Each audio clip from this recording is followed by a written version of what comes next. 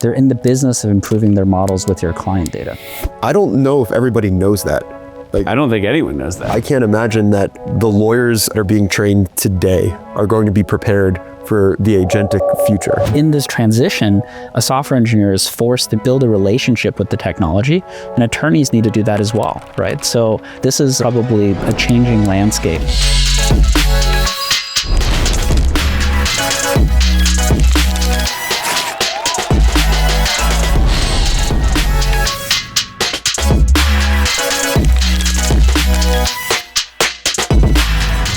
Welcome to the Jon and Marc Podcast. We're very excited for our incredible guest today, Zhou from Supio, the CEO and co-founder. If you have seen neon green advertising and shirts at all the conferences lately, that has been them. How would you define Supio correctly? I was going to say AI legal platform. I think it's a great way to sum it up, right? We're the AI partner for firms looking to jump into being an AI native firm. And we're happy to help all the firms that are here and are interested in taking the dive. Awesome. Quick background. So you co-founded the company with your best friend, and then now you guys have grown the company to how many employees so far? There's about 130. Yeah. And then how many firms are you currently partnered with it? Over 200. So yeah, it's been quite a journey. We've been around for about 4 years. During COVID, we always wanted to build a startup, and we shared our careers together. Early on, we were at a sales tax company that we helped take IPO called Avalara, and from there we went. I'm very familiar with them. Yeah, and then we went to Microsoft for Office 365, and during COVID, we've always wanted to build a company. We wanted to do this in legal, and so we left and explored the market, and we went and spoke to hundreds of different types of lawyers. We didn't really know that legal is so nuanced, and one day we stumbled upon personal injury and plaintiff law. And we loved the fact that plaintiff lawyers help their clients in their hardest times. And also that it's always a David versus Goliath story where technology can really make a difference. And that's how we found our home, and we've kind of exploded in growth since we started. Let's talk about that timeline for a second. 4 years, right? The public explosion of AI was November, I think, 24. It's more like November of 23. November 23. Okay, still. That's when it burst onto the scene where everyone was like, have you used ChatGPT? So you founded the company 4 years ago. Was it always an AI first company? Did you see that coming? We saw AI was developing. I got to play with a lot of toys at Microsoft, right? And a lot of this was really around smaller language models. So BERT is an open source one that has a small context. And at the time, we were thinking about documents. We thought that you could resolve simple grammatical errors. If you think about building out document templates and writing a paragraph and having pronouns to verbs and things like that, it's always a pain to actually generate documents. So, we were applying those models to test that. And as these models got more complex, we realized that not only can you generate the right documents, you can use it to help understand the data. To date today, probably the most valuable part of what we do is really helping our customers understand the massive amount of client data that they sit on. Both it helps create better outcomes as well as just pure automation in terms of the amount of work it takes to go through every single record, aggregate these, draft documents, and so on. What is the end game? You guys announced another product today, right? Prism was announced, and you keep advancing what the platform actually is. What does the end game look like? What's the vision of it? I'm super excited about the product because you guys are advancing very quickly. And where do you see it going? I love the question. How much do you guys know about agents? I know we have this buzzword all the time, but what does Agentic mean? Having a fake AI person do something that a person would do. Yeah, totally. That's a great way to put it. By the way. I love it. Yeah, it's I should take that line and explain it to my team. I guess they're a real AI person, but you get what I'm saying. Yeah, totally. I've built things with ChatGPT's agents, and they're not overly complex, but it's telling a platform or a solution to do something, and it does it for you and can be done at scale. So we look at agents very similar to this in terms of following the journey of a piece of data in a law firm. Imagine when there's a new record that comes into a paralegal's inbox. The first thing they do is they have to read it. Then they have to understand what kind of document it is. Then they have to put it into the right case. And then based on that, they have to understand if it tells a new story about this case that needs more evidence that needs to be ordered. And then from all of this, as it accumulates and builds on top of each other, eventually the claim is fully formed. And at that point, you're able to go generate something like a settlement package to go get the case settled, right? So that entire journey has so many different human touches and AI touches.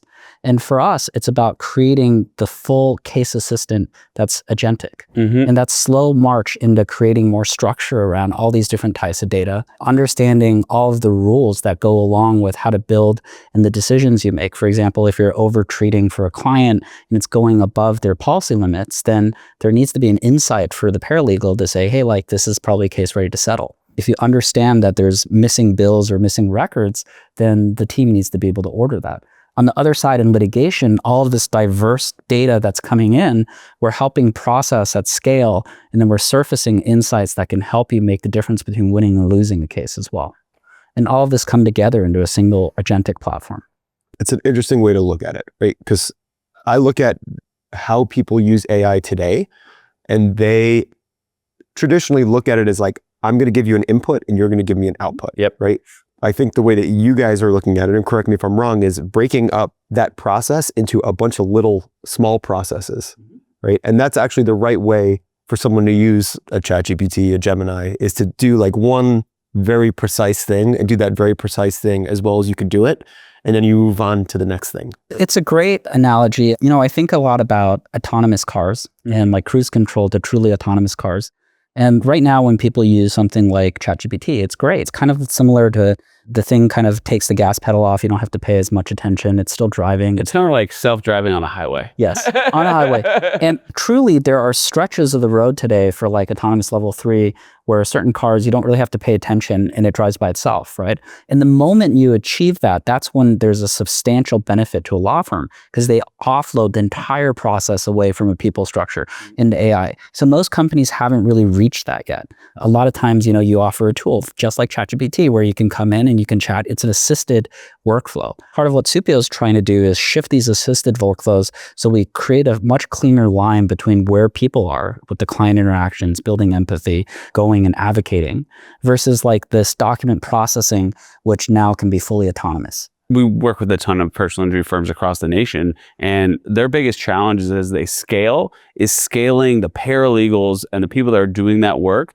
One, it's hard to find good people that want to do that work. Two, it's hard to train them in such complex processes that once they start working up a case, all the documents, all the different case types, and getting those people up to speed. And it's just so much manual labor to be able to achieve that quickly. Trend, right? Everyone's going like, let me build a team offshore. You see vendors who are trying to build teams offshore. Is that sort of like the intermediary step?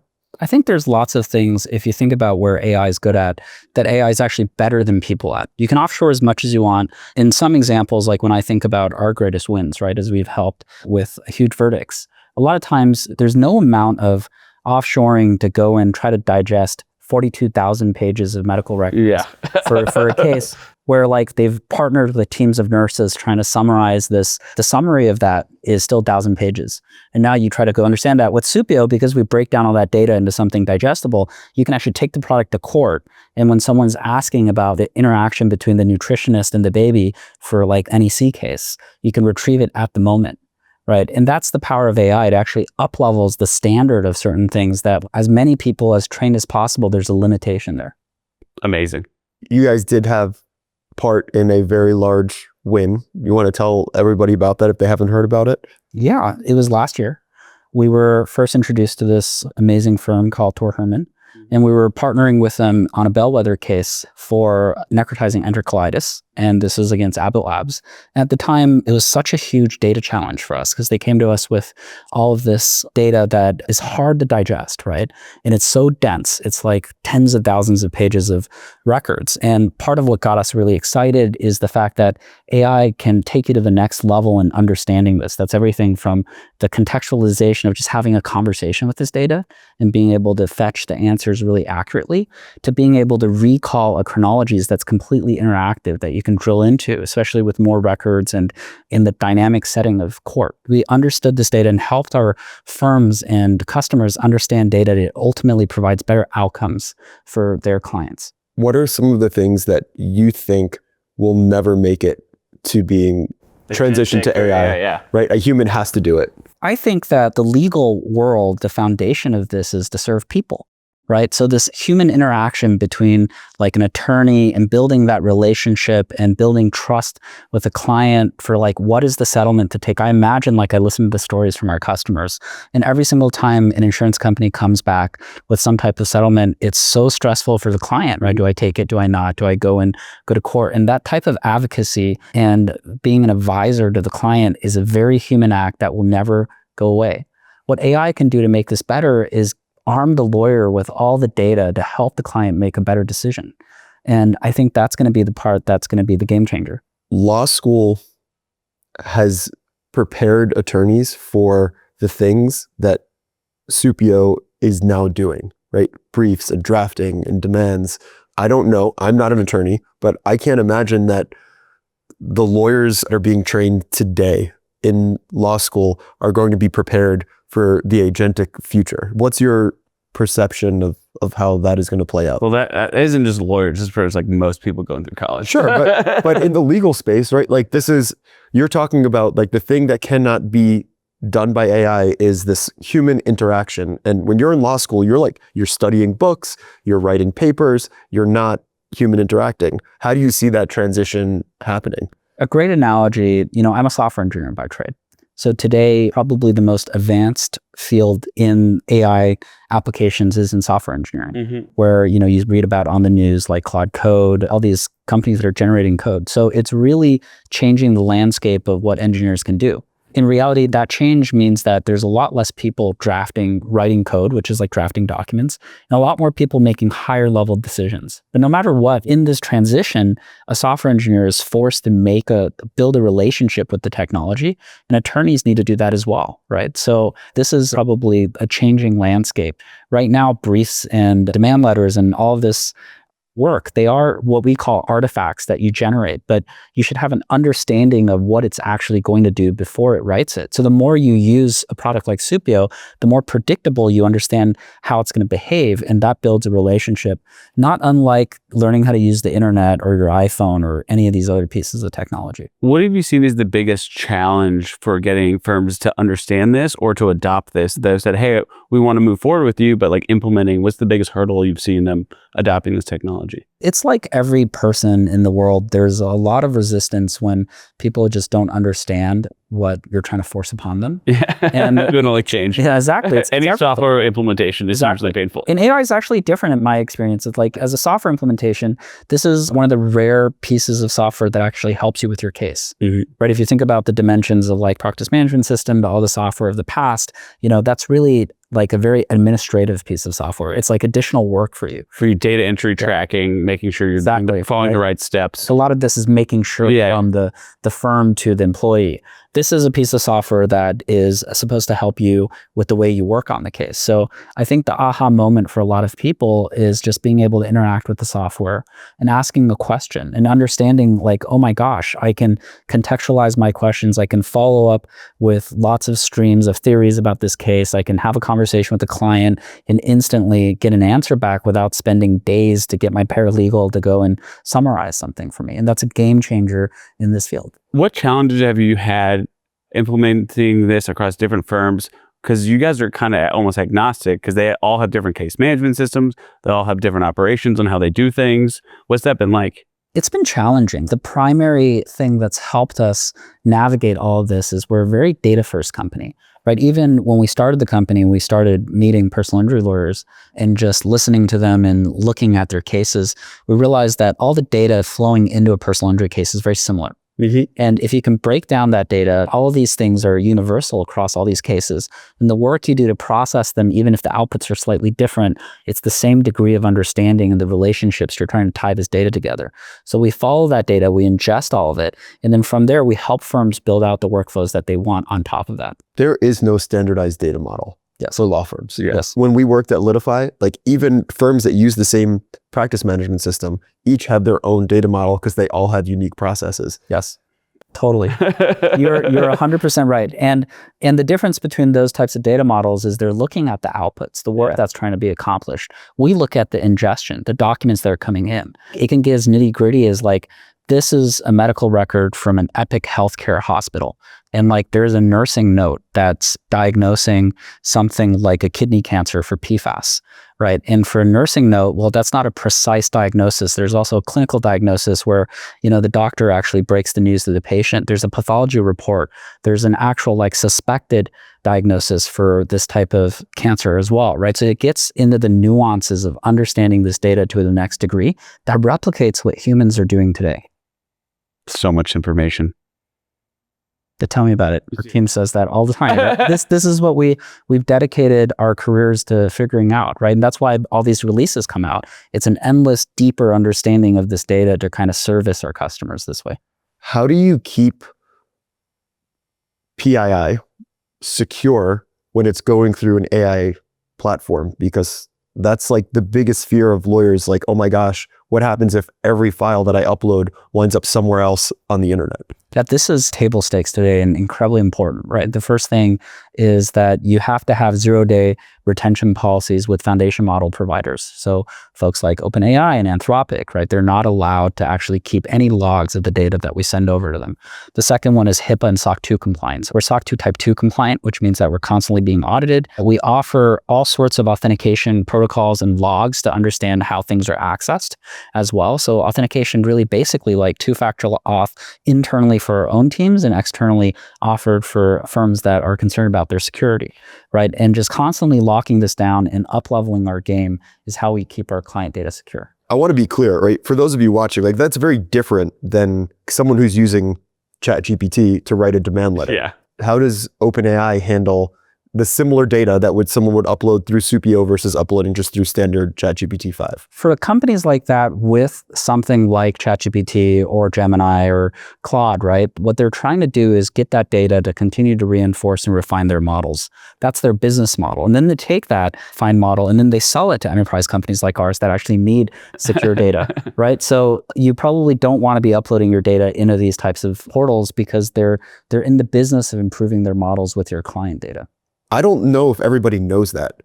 Like, I don't think anyone knows that. No, we have a policy on our team. Like, you cannot use any AI tool unless it has been pre-approved. And even if it has been pre-approved, you're never uploading any client data. You're never uploading any lead data. You're never uploading any PAI. You're never uploading any financial data. We had to lay those ground rules because things move so quickly. OpenAI released their browser today, right? Like, and people want to start using it. And I'm like, no, you cannot yet. Like, we have to set what the rules are around these things so that the data that's going in them is secure. And it's good to know that you guys have these proper protections in place because you are dealing with 200 plus different law firms and all of their client data. You're totally right. I mean, the reality is that a lot of these firms with the staff, they're not necessarily educated on data security. So by being a vendor there, we help provide that level of education, and it just creates a level of control that incentivizes firm owners to make these decisions quicker so you can put these systems in and be ready for the future as these tools kind of grow. What are some of the most common objections you hear when you're talking to new firms about adopting the platform? Probably the biggest one is that they just want to make sure that their staff is ready for it. They've all been through these like terrible rollouts of software where it's taken a year. I know you guys know what we're talking about. And they're just worried that their staff, like they don't want to shove more software down their throat. They're already asking the staff to be heroes at everything, right? And, you know, for us, we enter these relationships telling them that we'll be a partner not only to them, but their staff. Like we should be helping up-level their game, sharing with them the best practices around AI. And this is not just about building or learning how to use our product, but building a relationship with AI in general for the team. And as we get into the work they do, whether it's reviewing medical records, drafting demands to actually going into litigation, we bring our solutions consultants who are all licensed attorneys in the United States. They know what they're talking about and they can kind of go and interact on a deeper professional level with these teams to make them feel more comfortable as we roll this out. That's great. I didn't realize all your solutions consultants were licensed attorneys. They know the job, they know the processes, they can speak the language instead of someone who knows the technology, who doesn't really know legal coming in there trying to implement it and force it down someone's throat. Usually a disconnect. Yes, totally. 5 years from now, where do you think the technology is going to be? Well, I think we'll reach... I'll even give you like 18 months. You choose your time frame. Like 36 months is a good number. Yeah. Right. And I think about technology from the lens of how many different types of outcomes or circumstances there are for a given task. So if you get into litigation, for example, the number of outcomes like explodes exponentially depending on the data and the jurisdiction and the judge you have. So it's so nuanced that we're probably not going to remove any type of like attorney interaction from there anytime soon, right? But if you get into something like pre-litigation or intake or these like very routine things where you know what the work is, you're trying to standardize it, then you're going to be able to go and up-level your staff to focus a lot more on the client, because the heavy lifting of the actual operations can all be done, where you can monitor call quality, not be able to miss any major leads, being able to transfer, order all the records, prepare all the data, give you insight so you can better coach your clients, right? All of that type of understanding that people spend with their data will be all automated. Amazing. I've been harping on a bunch of episodes. I believe the major differentiator for companies in the future, maybe next 18 to 24 months, are the companies that have really good personal connections with their clients. Everyone's trying to automate everything, but like if you can maintain a really good personal connection where you can talk to someone on the phone and answer your question, but you're able to automate all the other stuff, those are the companies that are going to be successful versus the ones that try to automate everything and it's impossible to deal with because you're just dealing with IVRs and agents and you just want to talk to a real person, but they're able to get all the other stuff out of the way and automate it and have great humans interacting with their clients. Yeah. That's an interesting concept to like think about, right? Instead of using AI to increase your profit margins, you're talking about using AI to free up time so that you can have more personal interactions, you can have better client outcomes. You're using it as a path to really the same end goal, not necessarily just squeezing out more profit. Yep. More profit is ideal as well, but yes. Well, that comes in, I think that comes along with it, right? Yeah. If you are providing more human interactions, if you are having better client outcomes, inevitably you will have better profit margins. Yeah. If you use all AI and no human interactions, you may have short-term profit gains, but then long-term things dry up. Well, at the end of the day, I think law firms, like other businesses, AI gives them time to free up their space to think about what differentiates them, like what makes a law firm special compared to their competitors. And a lot of the time, I think if you really drill into it, it is their client service, their advocacy, their ability to understand when to settle and when to fight. And that just gets highlighted as the other parts are table stakes. Very well said. Oh, thank you. This has been a fantastic conversation. This is my favorite souvenir coming from MTMP. This is the Supio gambling chip. I was told by the person who gave it to me that it is also the color of a $1,000 chip at the Bellagio. Oh, okay. So do with that knowledge as you so choose. Fantastic conversation, Jerry. Really appreciate you sitting down with us. Enjoy the rest of the conference. And we are very excited to see what's on the horizon for Supio. Thank you so much. We could have chatted you up for another hour, but Yeah, definitely. I appreciate your time. Well, thanks for having me, guys. Appreciate it.